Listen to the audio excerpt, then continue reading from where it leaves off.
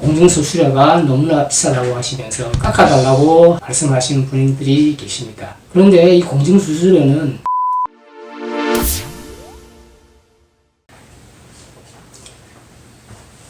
네, 안녕하십니까. 최원석 변호사입니다. 지난 시간에는 사서증서 인정에 관해서 살펴본 적이 있습니다. 사서증서 인정이란 사서증서의 인정 성립을 증명하는 것이고, 이러한 사서증서 인정에는 집행력이 곧바로 부여되지 않는다는 것을 살펴본 적이 있습니다.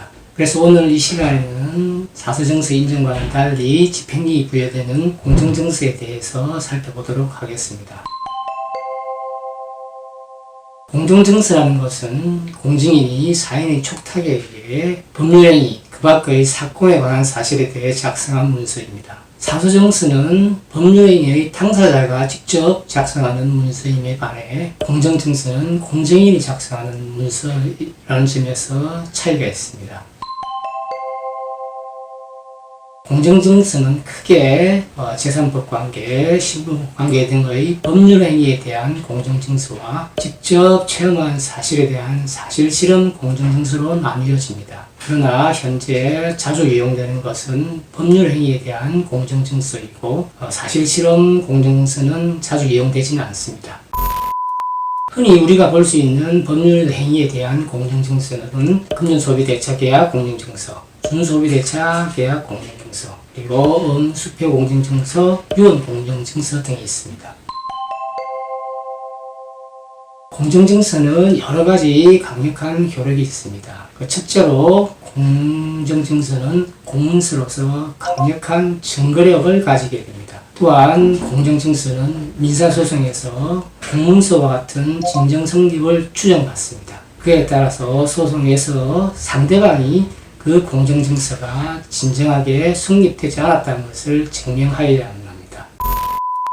다음으로 공정증서의 가장 강력한 효력이라 할 수 있는 집행권은, 즉 집행력이 있습니다. 강제집행을 승낙한다는 조항이 기재된 공정증서의 경우 확정 판결과 같은 효력을 가지게 되어 민사집행법상 집행권이 됩니다. 그에 따라서 채무자가 공정증서상의 채무를 이행하지 않을 경우 채권자는 소송 등의 별도 절차를 이행할 필요가 없이 그 공정증서를 집행권으로 하여 곧바로 강제집행을 할 수 있습니다. 결국 강제집행 승낙조항이 기재된 공정증서를 작성할 경우 채권자는 채무자의 채무불이행에 따른 소송 등의 번잡과 비용을 줄일 수 있는 큰 장점이 있습니다. 실제로 금융기관 등에서는 효과적인 채권 확보 수단으로 공정증서를 자주 이용하고 있습니다. 이러한 공정증서의 작성은 지난번 살펴본 사서증서 인증과 크게 다르지 않습니다. 따라서 본인이나 또는 대리인이 공증사무소에 출석하여 공정증서의 작성을 촉탁하는 방법으로 이루어집니다.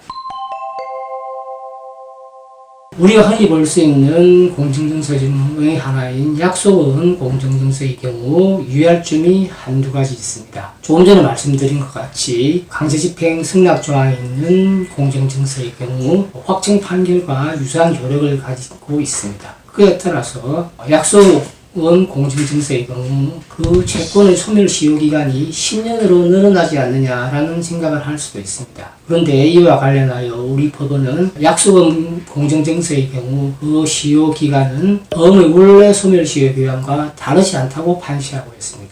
즉 대법원은 약속 없는 채권을 공정증서를 작성한 경우라도 그에 따른 소멸시효기간이 변경되는 것이 아니라 공정증서상의 채권의 원래 소멸시효기간이 적용된다고 판단하고 있습니다. 그에 따라서 약속은 공정증서의 경우 그 소멸시효기간이 10년으로 인정되는 것이 아니라 어음의 원래 소멸시효기간인 6월 그리고 1년 또는 3년입니다.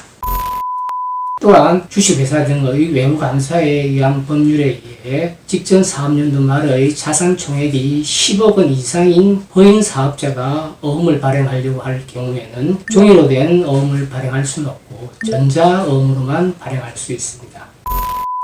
그리고 금전소비대차계약 공정증서의 경우 채권자와 채무자의 촉탁으로 작성되는데 연대 보증인을 추가하는 방법도 가능합니다. 다만 이 경우 보증 최고의 흑백이나 보증기간 등도 기재하여야 합니다. 그리고 금융소비대책계약 공정증서의 경우 기한이익 상실 조항을 기재하게 됩니다. 그에 따라서 기한이익 상실의 사유가 발생한 경우에는 채권자는 당초 합의된 변제일 이전이라도 강제 집행을 할 수가 있습니다.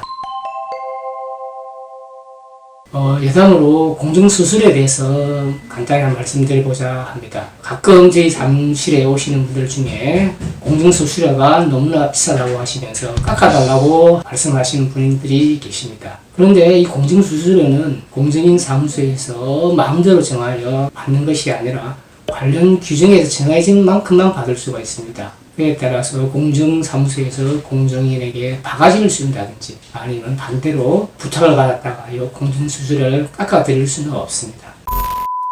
이상으로 공정증서의 작성에 대해서 간략히 살펴봤습니다. 이 영상을 보시고 나중에 공정인 사무소에 찾아오실 때는 조금 더 편안한 마음으로 찾아주셨으면 하는 마음입니다. 감사합니다.